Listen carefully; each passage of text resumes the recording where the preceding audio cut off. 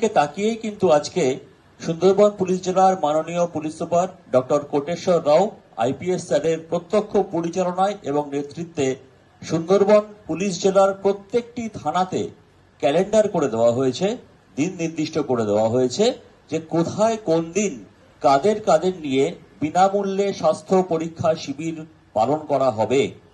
যেটা একটু আগে আমাদের মাননীয় এমএলএ সাহেব বলছিলেন যে উনার এতদিনের সুদীর্ঘ রাজনৈতিক জীবনে উনি এটা দেখেননি যে কোনো থানার দিক থেকে বা থানার পক্ষ থেকে কোনো মেডিকেল চেক আপ ক্যাম্প এভাবে অনুষ্ঠিত হচ্ছে। সময়ের সাথে সাথে আমাদের পুলিশিংও কিন্তু অনেক পাল্টে গেছে।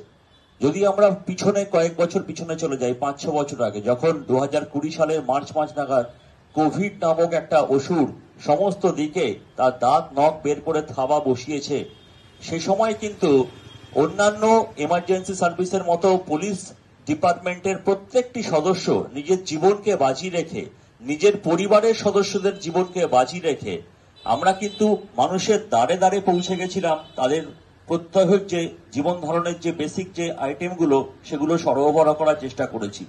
তো সেক্ষেত্রে মাথায় রাখতে হবে কোনো জায়গায় বা কোনো যুদ্ধে বা কোনো রকম বিপদে ঝাঁপিয়ে পড়তে গেলে আগে নিজেকে সুরক্ষিত রাখতে হয়। যেমন আমরা রাস্তায় চলতে গেলে যদি টু হুইলার চালাই, নিজেকে বাঁচিয়ে রাখার জন্য, নিজেকে সেফ রাখার জন্য আমরা হেলমেট পরি। তাহলে হেলমেট যদি আমি পরি তাহলে আমি নিজে সুরক্ষিত থাকবো এবং রাস্তার অন্য লোকদেরকেও আমরা সুরক্ষিত রাখতে সহযোগিতা করতে পারবো। একই রকম ভাবে আমি তখনই কিন্তু অন্যের বিপদে ঝাঁপিয়ে পড়ে তাকে সুস্থ করে তুলতে পারবো, তাকে বিপদ থেকে বের করে আনতে পারবো যদি আমি নিজে সুস্থ থাকি। তো সেই সুস্থতার যে অঙ্গীকার তাকে শিলমোহর দিতেই আমাদের সুন্দরবন পুলিশ জেলার মাননীয় পুলিশ সুপার কোটেশ্বর রাও স্যারের নেতৃত্বে আমরা আজকে কুলপি থানাতে এই বিনামূল্যে স্বাস্থ্য পরীক্ষা শিবিরের আয়োজন করেছি এবং এতে আমাদের যোগ্য সম্পদ দান করছেন বিপি পোদ্দার হাসপাতালের ম্যানেজমেন্ট। কারণ এই দুটি সার্ভিস আজকে আমরা এখানে যারাই উপস্থিত আছি প্রত্যেকেই কিন্তু এমার্জেন্সি সার্ভিসে আছি।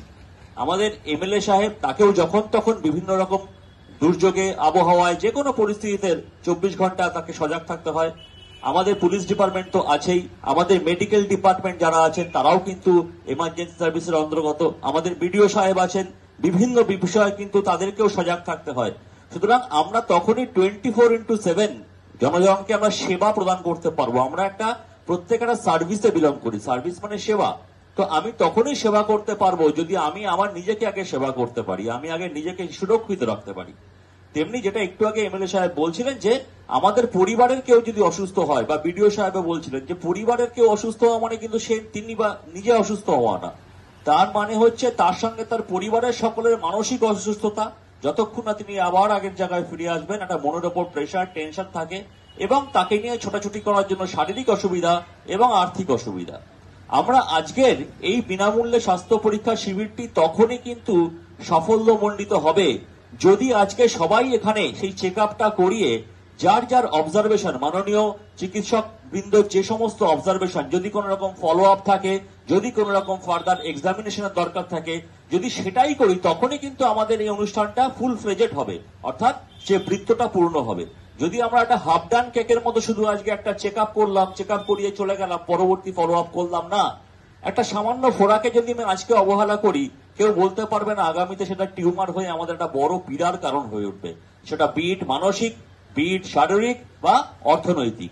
সুতরাং আমরা কেউ চাই না আমরা কোনো বড় রোগ ভোগের শিকার হই। সুতরাং আমি সবার কাছে আহ্বান করব, যেভাবে আমাদের সুন্দরবন পুলিশ জেলার প্রত্যেকটি থানা এলাকাতে, আপনাদের পার্শ্ববর্তী থানা এলাকাতেও খুব শিগগিরই হবে, এরকম ভাবে সমস্ত থানা এলাকাতে হবে। তো যে যেখানে পারবেন চেষ্টা করবেন সেখান থেকে তার বিনামূল্যে স্বাস্থ্য পরীক্ষার যে সুবিধা, সেই সুবিধাটাকে গ্রহণ করতে, সেই সুবিধা গ্রহণ করে যদি আমরা এবং আমার পরিবার সবাইকে সুস্থ রাখতে পারি তবেই কিন্তু আমাদের এই উদ্যোগ সফল হবে। আরেকটি কথা না বলে পারছি না যে পশ্চিমবঙ্গের মাননীয় মুখ্যমন্ত্রী শ্রীমতী মমতা বন্দ্যোপাধ্যায়ের মস্তিষ্ক প্রসূত যে উৎসর্গ পরিকল্পনা, এই উৎসর্গ পরিকল্পনার অধীনে আপনারা জানেন যে পশ্চিমবঙ্গের যতগুলো থানা আছে প্রত্যেকটি থানায় কিন্তু ক্যালেন্ডার ভিত্তিক বছরে একবার করে রক্তদান শিবির করা হয়। আপনারা জানেন যে গ্রীষ্মকালীন সংকট এবং আসন্ন যে দুর্গাপূজা এবং তার পরবর্তী 12 মাসে 13 পার্বণে যে সমস্ত পূজা বা অনুষ্ঠান হয়, সে সময় একটা অত্যন্ত রক্ত সংকটের সৃষ্টি হয়। সেই রক্ত সংকট থেকে আমরা আমাদের সমাজকে, আমাদের জীবনকে মুক্ত করতে পারি তখনই যখন আমরা স্বেচ্ছায় রক্তদান শিবিরে অংশগ্রহণ করব। এই জন্য আমি পশ্চিমবঙ্গ সরকারের মাননীয় মুখ্যমন্ত্রী শ্রীমতী মমতা বন্দ্যোপাধ্যায়ের এই যে মস্তিষ্ক প্রসূত রক্তদান শিবিরগুলো আগামীতে অনুষ্ঠিত হবে, আমি সবাইকে আহ্বান করব, যার যার সাধ্যমতো সেখানে যদি রক্তদান করতে পারি, তবে আমার নিজের জীবনও যেমন বাঁচবে, আমি আমার পরিবার এবং আমার সমাজের জীবনকে বাঁচতে পারবো। যদি যে সমাজে আমি বাস করছি, যে সমাজে আমি থাকছি, সেই সমাজকে যদি আমি সুস্থ রাখতে পারি, সেই সুস্থতার ভাগিদার বা অংশীদার কিন্তু আমিও হব। এই বলে আমি আবারও বার্তা দিচ্ছি যে আজকের এই অনুষ্ঠানের যে সমস্ত সুফল বা যে সমস্ত সুবিধা, এই সুবিধাটা আপনারা লাভ করুন এবং আপনি এবং আপনার পরিবার সকলে সুস্থ থাকুন। এই বলে আমি সবাইকে যথাযথ আবারও সম্মাননা জ্ঞাপন করছি এবং আজকের অনুষ্ঠানে সর্বাঙ্গ সুন্দরতা কামনা করছি। সবাই ভালো থাকবেন, সুস্থ থাকবেন, নমস্কার। আগে আমাদের বিডিও অফিসেও মানে ব্লক অফিসেও কিন্তু এই ধরনের একটা ক্যাম্প আমরা ওনাদের সহায়তায় করেছি। আমাদের অফিসের স্টাফদেরকে নিয়ে এবং লাইন ডিপার্টমেন্টের আশেপাশের কিছু স্টাফদেরকেও আমরা আমন্ত্রণ জানিয়েছিলাম। তারা এসে এরকম এই চেক আপের কাজটা করেছে। ওনারা এরকম পর্যায়ক্রমে বিভিন্ন অফিসে ঘুরে ঘুরে এটা করছেন, সেটার জন্য তাদেরকেও ধন্যবাদ। আপনারা জানেন যে ওনারা আমাদের যে গভর্নমেন্ট হেলথ স্কিম, সেই স্কিমেরও মধ্যেও আছেন, ওনারা ওখানেও পরিষেবা দিয়ে থাকেন। খুব ভালো ব্যাপার, সেই জন্য ওনাদের সবাইকেও ধন্যবাদ এই অংশগ্রহণ করবার জন্য। আমি সবাইকে বলবো, চাইবো যে আপনারা যারা এখানে আছেন সবাই এখানে পরীক্ষা নিরীক্ষা করাবেন এবং পরীক্ষা নিরীক্ষা করানোর পরে যদি কোনো কিছু ধরা পড়ে অবশ্যই ফলো আপ চিকিৎসাটা করাবেন। মানে আজকে এখানে করানোর পরে আর হয়ে গেল, ঠিক আছে দেখছি, এরকম করে জিনিসটাকে ফেলে রাখবেন না, তাহলে এটা পরবর্তীকালে কিন্তু আরো বড় কোনো রোগের আকার ধারণ করতে পারে।